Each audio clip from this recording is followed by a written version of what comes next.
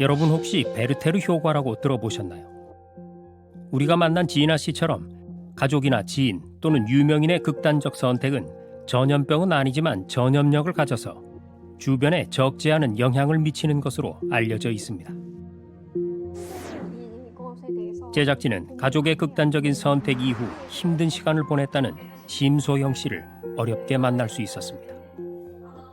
되게 처음에 그 사건이 일어났을 땐 나에게 이런 일이 일어난다는 것 자체가 너무 큰 충격이었고, 또 하나는 이제 내가 아빠의 그 죽음을 미리 알지 못했고 막지 못했다는 죄책감 때문에 굉장히 힘든 시간을 보낸 것 같아요. 그래서 사건이 있고 나서 일상생활은 거의 좀 많이 힘들었고요. 저희 아빠도 우울증의 증상이 있으셨어요. 근데 저는 그게 우울증에 대해서 전혀 무지했거든요. 그래서 우울증인지도 몰랐어요.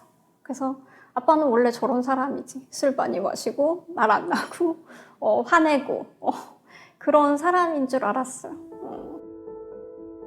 아버지의 우울증을 몰랐던 가족들에게 너무나 갑작스러웠던 아버지의 죽음. 충분히 애도할 기회조차 없었다는데요.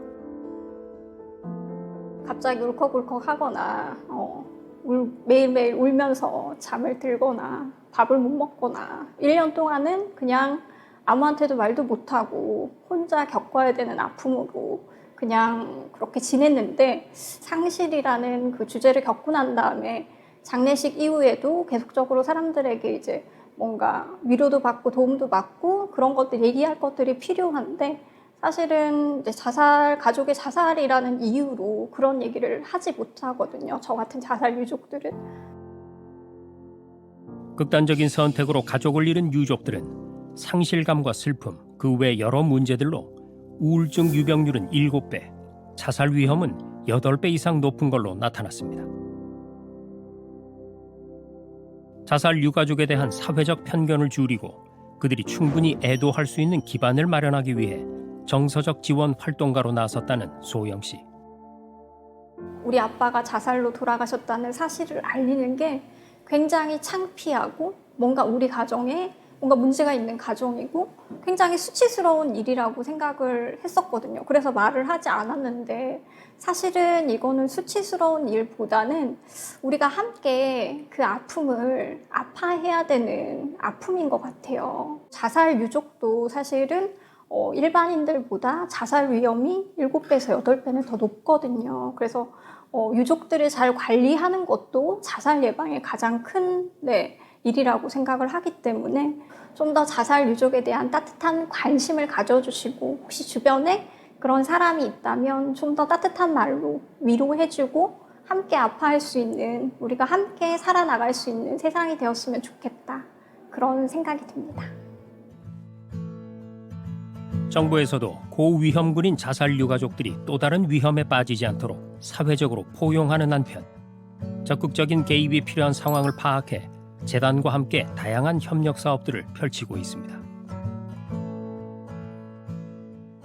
국가에서는 이제 원스톱 지원 서비스라고 해서 유족을 이제 사건이 발생한 직후부터 환경 경제적인 지원이라든지 특수 청소나, 그리고 이제 혹시라도 자택에서 사망을 하셨을 때 이제 거주지를 청소하시거나 일시적으로 좀 분리될 수 있는 그런 사업들을 지원을 하고 있고요. 그리고 더 나아가서는 그런 어떤 초기에 충격적인 상황들을 경험하시고 난 이후에는 이제 회복 지원을 할 수 있는 애도 상담이나 자조 모임에 대한 지원들을 저희 쪽에서 하고 있고요.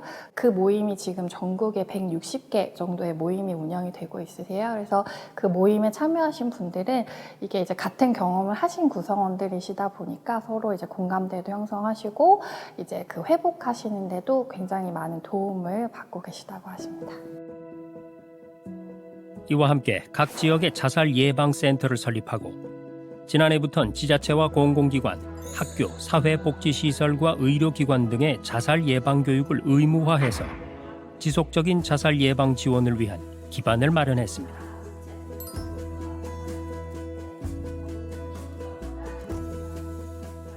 오랜 기간 동안 몸이 아팠지만 병원에 가도 별 다른 문제가 없었다면 우울증을 의심해 볼 수가 있습니다.